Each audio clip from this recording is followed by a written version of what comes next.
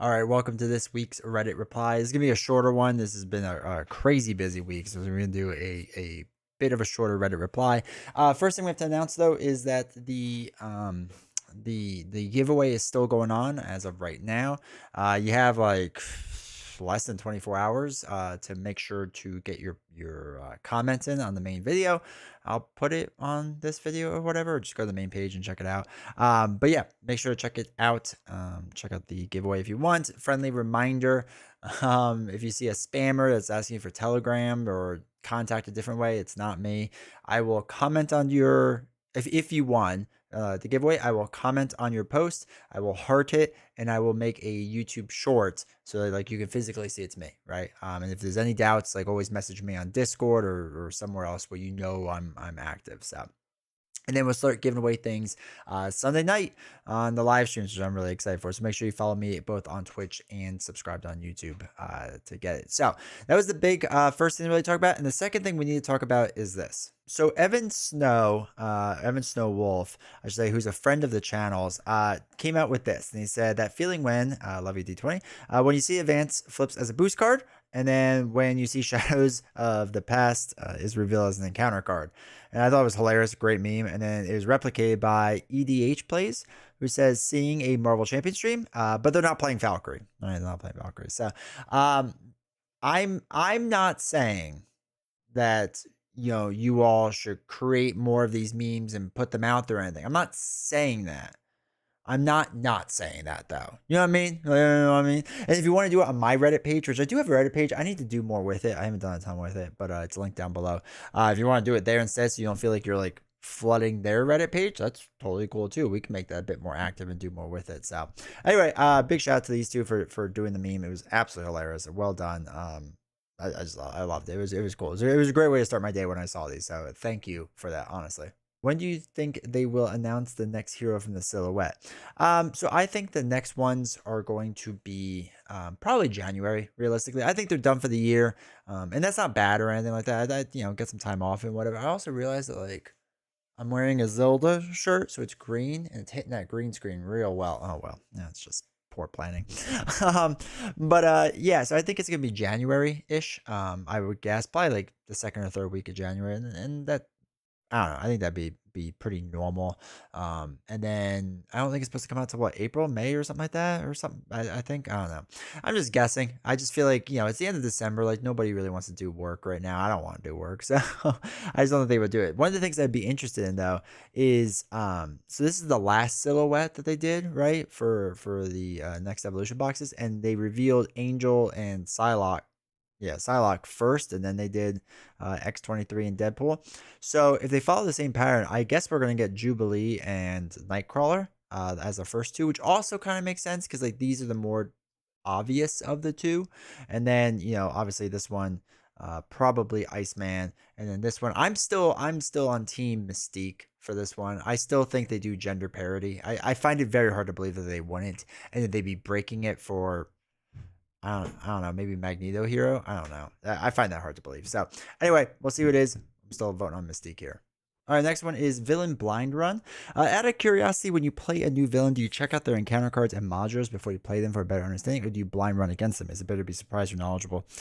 I blind run it. I blind run it every time, and it's not even like a to be surprised or anything like that. I think my when I see encounter cards, I always assume the worst, and I'll assume like it'll be worse than it really is, or like the worst case scenario happen, and I like start planning for things that aren't maybe naturally going to happen. So like I just kind of waste time. You know what I mean? Like if you look at the encounter set and you see like, oh, they have a lot of like or not even a lot. They have like an attachment that does like +8 damage. I'm like, oh my god, I have to play protection because what if they get this +8 and whatever? And you realize it's just one card, and then like, they flip it over as a boost, and it's like a one boost icon or something like that. I don't know if anyone else does that, but like I do that. I prepare for the absolute worst, and it's just it's I get so fixated on that stuff. So I'd rather just like kind of play it, get the feel for it. This is the same way I deck build too. I just play it, I get the feel for it. I hope it works out the way I think it's going to. If it doesn't, then you make adjustments to it. You change things around and whatnot. So that's kind of how I'm approaching it, and how I approach the villains. I like to blind run it I also kind of like to do the campaign first. I think I really like doing the campaigns first. I don't know why, and I know it's not like a campaign game technically, but there's just something about campaigns that's fun. So, definitely Team Blind Run. What's a good hero to pair with Iron Man? Question is pretty much in the title. I'm wanting to play two-handed with Iron Man. I was wondering if anyone here has some good synergies or pull off some cool combos. I was thinking about his buddy War Machine, but realized they both like Ultra Ego, which could be a pain with them both wanting to go at least in early game with Iron Man. I still think War Machine is his best buddy. Because you if you play a strong enough Justice, you can figure it out and get through it. And like if one of them is leadership, you can kind of get through it too. So I still like Iron Man and War Machine. And like thematically, it makes sense. Like I know, like for me, reviewing heroes, like theme isn't important. But if I'm playing the hero with like another hero that like lines up, I don't know. I do kind of like want it to theme a little. Um, but I mean, you can make the argument that anyone that's really good thwarting, like right now, X23, like I can't get her out of my head with how good she is at thwarting. As a solo player, you kind of get like stuck in that mindset of just like, oh, we gotta pay attention to how well they thwart things. And I mean, X23 is borderline goaded for thwarting schemes or whatever. And if you do things like Overwatch, if there's gonna be a side scheme or personal side schemes, you use a card like Overwatch where you remove threat from one scheme and then like you get remove the same amount from the other one. I think you're pretty good with a lot of things. So yeah, I don't know. I would do both, and you just have someone really focus on pushing Justice as hard as it can go and like really tuning the Justice deck to whatever you need it to be against the villain. Who's your favorite wave 4 hero? This is an easy one for the entire community. This wave finished off the chapter for the Avenger and Guardian heroes. I do like the heroes in this wave personally. I feel that hero wise, this is the weakest wave so far, which is crazy because it has the strongest hero in the game. So I don't know about that. Leave the reasons for your favorite below as a bonus. What adventure? Okay, so I just want you all to see this now. It's 153 votes. Surely War Machine, or not War Machine, surely Valkyrie is going to be winning, right? Come on, 5? There's 5 of us out there? Okay. Nebula? Okay, Warlock, Shield War Machine. I hang out on this forum a lot, and the only thing I see any of these heroes mentions people talking about Valkyrie being low tier. Yeah, because they don't know what they're talking about. Valkyrie's goaded. But yeah, no, okay. So I still find it's interesting that's War Machine. I actually do think War Machine's really weak. Like Adam Warlock, if you're trying to be objective, is well, I guess favorite's different. But if you're going by strength, like Adam Warlock, the Wild Tutor deck is still one of the strongest decks out there. So Warlock is probably like the strongest. Spectrum's pretty weak. I cannot stand Spectrum. Nebula I like, but tough to navigate. War Machine I don't like. Vision slash Vivian is really good, and obviously the goat's out. Yeah, I think you all should change your votes. Just saying. Deadpool clarification. Hey, y'all. I have 2 questions about Deadpool and his cards, or I'm not sure if I'm playing it correctly. If Deadpool would be defeated and you change him to alter ego form, do you keep him exhausted if he defends his attack so he cannot heal next round? Correct. There's nothing that would, like, being defeated wouldn't unexhaust you. At least there's nothing yet that says that. Do you count acceleration tokens when evaluating cards like the bomb, pull, inspection, or barely a scratch, or only icon cards? So this is actually kind of crazy, and I didn't learn this until Deadpool. Acceleration tokens and acceleration icons are 2 different things. So, like, a lot of Deadpool counts tokens, I think, if I remember correctly. I'm doing this from off the top of my head. But he counts a lot of tokens, and the pool aspect counts a lot of icons, but they don't, like, cross over, right? So if it tells you to count acceleration tokens, it means, like, the physical tokens you would put on the board for when the main scheme is, like, or not when the main scheme, when the encounter deck has run its course. The icons are literally what you see printed on different cards around the table. Like, I knew there was like a difference, but I didn't realize it was like that much of a difference. I thought it was just like semantics. Now with Deadpool, it's actually like kind of important, the difference between the two, and understanding that with the pool aspects. Big important note with that, just you have to count those differently, right? They are different things. How often do you catch yourself misplaying? I like this one because I do it all the time. People call it cheating. It's not cheating. Just generally curious, as a news player around 30 games, I find myself making a couple small mistakes most games. How about you?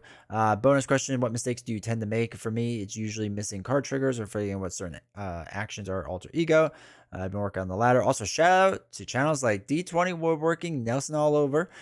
They really help me polish my playthrough examples. That's probably why you're making mistakes, right? Because you were watching Nelson's stream. Definitely not mine. Definitely not mine.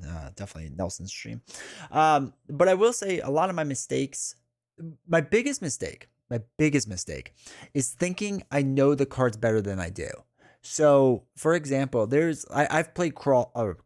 I've played claw like a million times, right? But there are still times that like I'll flip through it a little too fast because I think in my head I know what it is, and I just like read it too fast or whatever, because I'm like, oh, I played claw hundreds of times. How could I possibly get this wrong?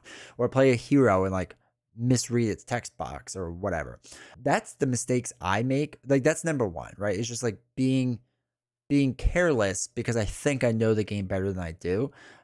So that's usually not great. And then for me, uh, past that, it's once the board state gets pretty busy, I don't check everything as much as I should. And this kind of goes back to carelessness too. Is I just go, oh, okay, I don't have to deal with that till later. I don't have to deal with that till later, but that one's a triggering thing I have to look at all the time. And I'll forget that. I'll keep thinking in my head, like, oh no, there's a bunch of things. And instead of just taking like the 2 seconds to read every single card really fast, I'll just glance through. And that's why I kind of wish they had like a trigger token from Buy the Same Token. If you're listening, please make this, or basically to like alert me that every single round or whatever, like check this card. Like if it's when defeated, right? I don't have to check it until it's defeated. If it's any other situation, it'd be nice. Well, then there's like cards that just sit there and don't do anything, and then there's cards that like you have to check constantly. It'd be nice for the constant check cards to like there's a token that was like constant check or something like that. I don't know. Maybe it's silly, but like that's how I use tokens a lot, is as like visual reminders for things. So that would be pretty nice to have. All right, like I said, this will be a shorter Reddit reply. This has been a crazy week with everything going on, and I gotta get ready for the live streams and all that fun stuff. Make sure if you want to be a part of the live streams, which are a lot of fun, we've been doing tons of giveaways on them.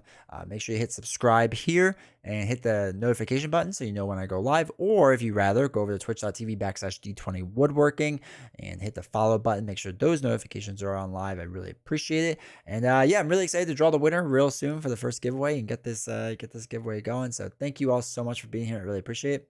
See you next time.